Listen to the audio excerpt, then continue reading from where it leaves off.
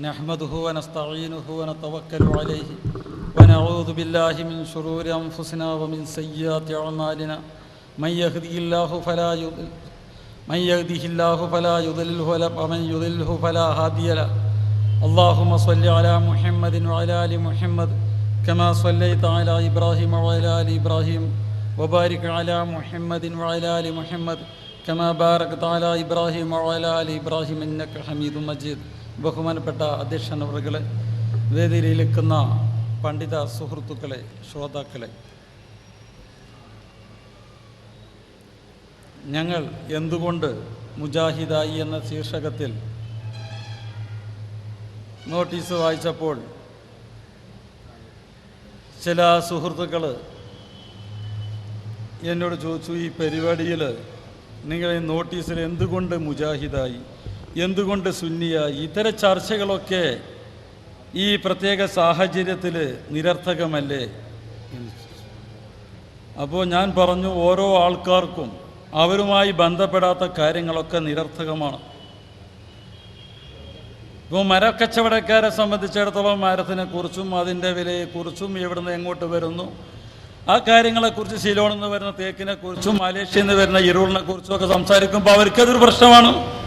നമ്മെ സംബന്ധിച്ചിടത്തോളം അത് പ്രശ്നമല്ല.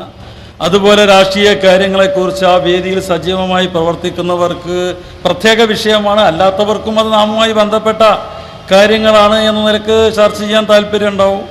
ഓരോ വിഷയങ്ങൾ ഓരോരുത്തർക്കും അവരുമായി ബന്ധപ്പെട്ടതുപോലെ അതിനോട് ആഭിമുഖ്യമുണ്ടാവും.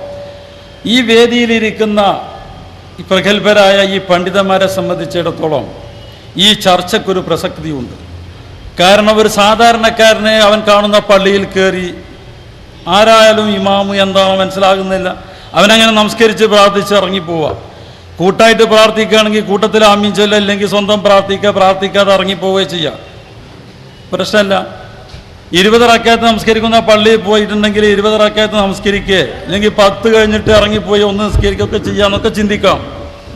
പക്ഷേ ചെറുപ്പം മുതലേ ഈ സമുദായത്തിൻ്റെ സംരക്ഷണത്തിൽ ഇസ്ലാമിനെക്കുറിച്ച് പഠിച്ച് നമുക്ക് വേണ്ട പ്രചോദനങ്ങളും പ്രോത്സാഹനങ്ങളും തന്ന് നമ്മെ വളർത്തിയ സമൂഹം നമ്മിൽ നിന്ന് എന്താണ് ഞങ്ങൾ ചെയ്യേണ്ടത് എന്ന ചോദ്യം വരുമ്പോൾ അതിനോട് എങ്ങനെ പ്രതികരിക്കണം എന്ന് ചിന്തിക്കുമ്പോഴാണ് ഈ മാറ്റത്തിനും മാറിയത് എന്തുകൊണ്ടാണ് എന്ന പ്രഭാഷണത്തിനും പ്രസക്തി ഉണ്ടാകുന്നത്. 10-22 വർഷം സമസ്തയുടെ ദർസുകളിലും കോളേജുകളിലും പഠിക്കുകയും അതിനുശേഷം ദഅവത്ത് രംഗത്തും സ്ഥാപനങ്ങളിൽ അധ്യാപകരായും ജോലി ചെയ്തുകൊണ്ടിരിക്കുമ്പോൾ ഒരുപാട് പ്രശ്നങ്ങൾ ഉണ്ടാവുന്നുണ്ട്. സാധാരണ പഠനവേദിയിൽ നിന്ന് കേൾക്കാറുള്ളത്, ഞാനൊരു സംഘടനയെയോ ഒരു വിഭാഗത്തെയോ വിമർശിക്കാൻ ഉദ്ദേശിക്കുന്നില്ല, വിമർശിക്കേണ്ട ആവശ്യമില്ല. നാം വിമർശിക്കുന്നത് നമ്മുടെ സമൂഹത്തെയാണ്. നാം വിഭാവനം ചെയ്യുന്ന പ്രസ്ഥാനവും നമ്മുടെ സമൂഹവുമായിട്ട് എത്ര അന്തരമുണ്ട്. ആ അന്തരമില്ലാതെ യഥാർത്ഥ ഖുർആനിൻ്റെയും സുന്നത്തിൻ്റെയും വെളിച്ചത്തിലേക്ക് ഈ ജനങ്ങളുടെ ശ്രദ്ധ ക്ഷണിക്കാൻ എന്ത് ചെയ്യണം എന്നിങ്ങനെ നിഷ്പക്ഷമായി ചിന്തിക്കുമ്പോഴുണ്ടാകുന്ന വികാരം, അതുവഴി ഉണ്ടാകുന്ന ചിതറിയ ചിന്തകൾ, അതാണ് ശ്രോതാക്കളുടെ ശ്രദ്ധയിൽപ്പെടുത്തി വരുന്നത്. 100 കണക്കിന് സ്റ്റേജുകളിൽ നാം ചെന്ന് സംസാരിക്കുന്നതാ. അതല്ലാതെ ഇ.കെ. അബൂബക്കർ മുസ്ലിയാരെയോ ഇന്ന് ജീവിച്ചിരിക്കുന്ന ചെറുശ്ശേരി സൈനുദ്ദീൻ മുസ്ലിയാരെയോ ബഹുമാനപ്പെട്ട അസേരി തങ്ങളെയോ ഒക്കെ വ്യക്തിപരമായിട്ട് തേജോവധം ചെയ്യുകയോ അവരെയൊക്കെ മോശക്കാരായി ചിത്രീകരിക്കുകയോ ചെയ്യുന്നൊരു പ്രഭാഷണം ഞങ്ങളിൽ നിന്ന് ആരിൽ നിന്നും ഉണ്ടാകുന്നില്ല. ഞങ്ങൾക്ക് അവരെ ബഹുമാനിക്കുന്നുണ്ട്, സ്നേഹിക്കുന്നുണ്ട്. അവരുടെ യഥാർത്ഥ വിജ്ഞാനം ഈ സമൂഹത്തിൻ്റെ വളർച്ചയ്ക്ക് വേണ്ടി വിനിയോഗിക്കപ്പെടാൻ ഈ വേദികൾ എങ്ങനെ ഒരുക്കാൻ കഴിയും എന്നതിനെക്കുറിച്ചാണ് ഞങ്ങൾ ചിന്തിച്ചുകൊണ്ടിരിക്കുന്നത്. കാരണം അവരുമായൊക്കെ അടുത്ത് പരിചയമുള്ള, അവരോടൊക്കെ പലപ്പോഴും ആശയവിനിമയം നടത്താൻ അവസരം നൽകപ്പെട്ടവരാണ് നമ്മൾ. അപ്പോൾ അവരോടൊക്കെ സംസാരിക്കുമ്പോൾ ഇവിടെ തർക്കമുള്ള പല കാര്യങ്ങളെക്കുറിച്ചും ഇങ്ങനെയാണല്ലോ നമ്മുടെ ഗ്രന്ഥത്തിൽ ഉള്ളത് എന്ന് പറയുമ്പോൾ അങ്ങനെയല്ല എന്ന് അവർക്ക് പറയാൻ സാധ്യമല്ല, പഠിച്ചവർക്കാർക്കും സാധ്യമല്ല. അങ്ങനെയാണെങ്കിൽ അത് എന്തുകൊണ്ട് പറയാൻ പറ്റുന്നില്ല? പറയാൻ പറ്റാത്തത് സമൂഹത്തിൻ്റെ അറിവില്ലായ്മ കൊണ്ടാണ്. കുറ്റപ്പെടുത്തല്ല. എൻ്റെ മാതാവും എൻ്റെ പിതാവും എൻ്റെ ജ്യേഷ്ഠാനുജന്മാരുമൊക്കെ ഈ പ്രസ്ഥാനത്തെക്കുറിച്ച് പഠിക്കാൻ അവസരം നൽകപ്പെടാത്തവരാണ്. നമുക്കറിയാലോ, ഖുർആൻ അറബി ഭാഷയിലാണ്, നബിവചനങ്ങൾ അത്രയും അറബി ഭാഷയിൽ തന്നെ, അതിൻ്റെ എല്ലാ വിശദീകരണങ്ങളും അറബിയിൽ. ഈ അടുത്ത കാലത്ത് മലയാളത്തിൽ ട്രാൻസ്ലേഷൻ ചെയ്യപ്പെട്ട പുസ്തകം തന്നെ 1000, 2000, 5000 ഒക്കെ കോപ്പികളാണ് പ്രസിദ്ധീകരിക്കപ്പെട്ടിട്ടുള്ളത്. അത് 5000 ആള് 70 ലക്ഷത്തോളം വരുന്ന മുസ്ലിം സമൂഹത്തിൽ 5000 സാധാരണക്കാരൻ വാങ്ങി അവൻ്റെ സെൽഫി സൂക്ഷിച്ചിട്ടുണ്ടാവും. അത് വായിച്ച് പഠിച്ച് വിലയിരുത്താൻ കഴിവുള്ള എത്ര വായനക്കാരുണ്ട് നമ്മുടെ കൂട്ടത്തിൽ? അപ്പോൾ ഇതൊന്നും പഠിക്കാത്ത ഒരു പൊതുജനം, ആ ജനം മുമ്പ് മനസ്സിലാക്കിയതാണ് ശരിയെന്ന് ഉറച്ചു വിശ്വസിക്കുക, ശരിയല്ലെങ്കിൽ തന്നെ അത് മതി എന്ന് വാശി പിടിക്കുന്നൊരു സമൂഹം. ആ സമൂഹത്തിൽ ഉത്തരവാദിത്തപ്പെട്ട പണ്ഡിതന്മാർ അതൊന്നും പരിഗണിക്കാതെ വിളിച്ചു പറഞ്ഞാൽ ഉണ്ടാകുന്ന ഭവിഷ്യത്ത്, എൻ്റെ ഭാഷയിൽ പറഞ്ഞാൽ ഭവിഷ്യത്തല്ല, അങ്ങനെയാണ് ചെയ്യേണ്ടത്. പക്ഷെ അവർ കാണുന്നത് ഭവിഷ്യത്താണ്. കാരണം ഓരോ സ്ഥാപനങ്ങളും നടന്നു പോകുന്നത് ഈ ജനങ്ങളുടെ ഇടമില്ലായ്മ ചൂഷണം ചെയ്യപ്പെട്ടിട്ടാണ്. ഇപ്പം നിങ്ങൾക്കറിയാം, ഷെയ്ഖിൻ്റെ പള്ളി കോഴിക്കോട്ടുകാർക്കറിയാലോ, അവിടെ എന്നും ആയിരക്കണക്കിന് രൂപ പിരിവ് വന്നുകൊണ്ടിരിക്കുക. ആ പള്ളിയും മക്ബറയും 75,000 രൂപക്ക് ഏതാനും വർഷങ്ങൾക്ക് മുമ്പ് ഒരു മൊല്ലാക്കയിൽ നിന്ന് വിലക്ക് വാങ്ങിയതാണ്. ആരാണ് വിലക്ക് വാങ്ങിയത്? നന്ദി ദാറുസ്സലാം അറബി കോളേജ് കമ്മിറ്റി. ആ ദാറുസ്സലാം അറബി കോളേജ് കമ്മിറ്റിയുടെ കീഴിൽ ദർസും ഓർഫനേജുകളും മദ്രസകളും ഒക്കെ നടത്തപ്പെടുന്നുണ്ട്. കോളേജ് ദാറുൽ നന്ദി ദാറുൽ അറബി കോളേജും ഒക്കെ. അപ്പോൾ അതിന് വേണ്ട സമ്പത്ത് വിഭവങ്ങളൊക്കെ ഇവിടുന്നാണ് ശേഖരിക്കപ്പെടുന്നത്. അതുകൊണ്ട് അതിനെതിരിലുള്ള ഒരു പ്രഭാഷണം, അങ്ങോട്ടുള്ള വരുമാനം നിലച്ചു കഴിഞ്ഞാൽ ഈ സ്ഥാപനമൊക്കെ നടത്തി പോകാനുള്ള വരുമാനത്തിന് എന്ത് ചെയ്യുമെന്ന ചോദ്യത്തിന്, അതിപ്പോൾ സിനിമകളാണ് നടത്തപ്പെടുന്നതെങ്കിൽ പൊതുജനങ്ങൾക്കറിയാം സിനിമാ ടാക്കീസ് നടത്താൻ പാടില്ല, തെറ്റാണ്. ലോട്ടറിയാണ് നടത്തപ്പെടുന്നതെങ്കിൽ ജനങ്ങൾക്ക് മുമ്പേ അറിയാം തെറ്റാണെന്ന്. പക്ഷെ മക്ബറ തെറ്റാണ് എന്ന് പണ്ഡിതന്മാർക്കൊക്കെ അറിയാം, പൊതുജനങ്ങൾക്ക് അറിയാത്തത് കൊണ്ട് ആ പൊതുജനങ്ങളുടെ വിവരമില്ലായ്മയാണ് അതിനെ നിലനിർത്തുന്നത്. ഏകദേശം ഒരു 55-60% അത് ബോധ്യപ്പെട്ടാൽ ആ മക്ബറയ്ക്കെതിരിൽ ഇൻഷാ അല്ലാഹ് സമസ്തയുടെ പണ്ഡിതന്മാരും പ്രസംഗിക്കും. പഴയ കാലത്ത് വലിയ ബാൻഡടിച്ച് മുട്ടും വിളിയും കുഴലും ഒക്കെ ഊതി നടത്തിയ നേർച്ചകൾക്ക് അനുകൂലമായി പ്രസംഗിച്ചിരുന്നു പഴയ കാലത്ത്. ഇന്ന് അതിന് എതിരായിട്ടാണ് എല്ലാവരും പ്രസംഗിക്കുന്നത്.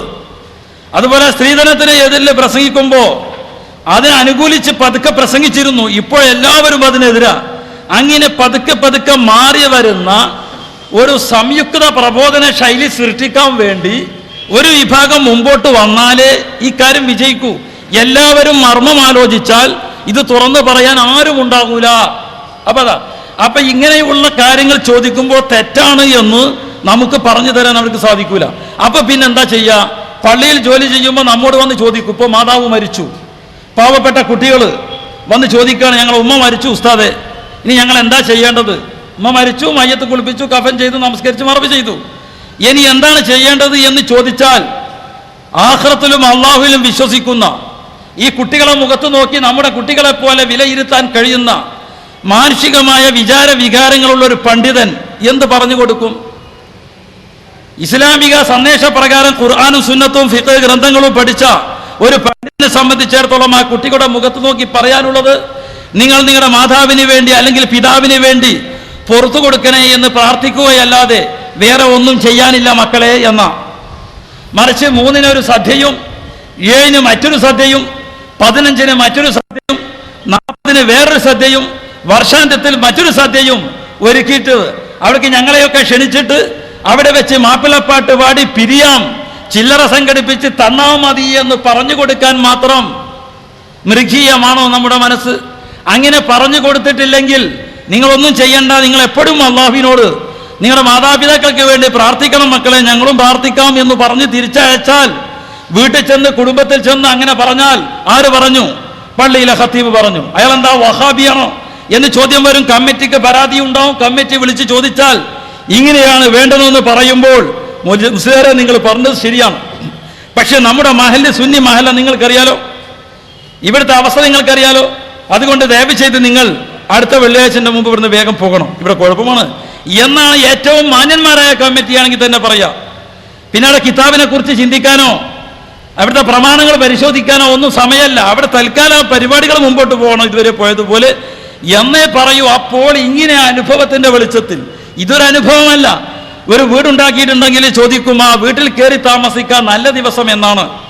നല്ല ദിവസം എന്നാണ് പണി കഴിഞ്ഞ് അതിൻ്റെ ഫിനിഷിംഗ് വർക്കൊക്കെ കഴിഞ്ഞ് നിങ്ങളുടെ കുടുംബത്തിന് അങ്ങോട്ട് പോകാൻ എപ്പോഴാണോ അവസരം ഉണ്ടാകുന്നത് അപ്പോഴാണ്, അല്ലേ? ശരിക്കുള്ള മറുപടി അതാണ്. പക്ഷേ അതിലുപരി കലണ്ടറൊക്കെ നോക്കി പരിശോധിച്ച് ഒരു നീണ്ട അവധി പറഞ്ഞു കൊടുത്താൽ അവർക്ക് തൃപ്തിയാവും. എന്നിട്ട് അന്ന് എന്താണ് ചെയ്യേണ്ടത് എന്ന് ചോദിക്കുന്നുണ്ടോ? ഇല്ല. എന്നാൽ നിങ്ങൾ അന്ന് സുബൈ നമസ്കരിച്ചാൽ ഞങ്ങളുടെ വീട്ടിലേക്ക് വരണമെന്നാ. എന്തിനാണ്? അവർ പുതിയ വീടുണ്ടാക്കി താമസം തുടങ്ങുമ്പോൾ നാം സുബഹി നമസ്കരിക്കാൻ അങ്ങോട്ട് പോകുന്നത് എന്തിനാണ്?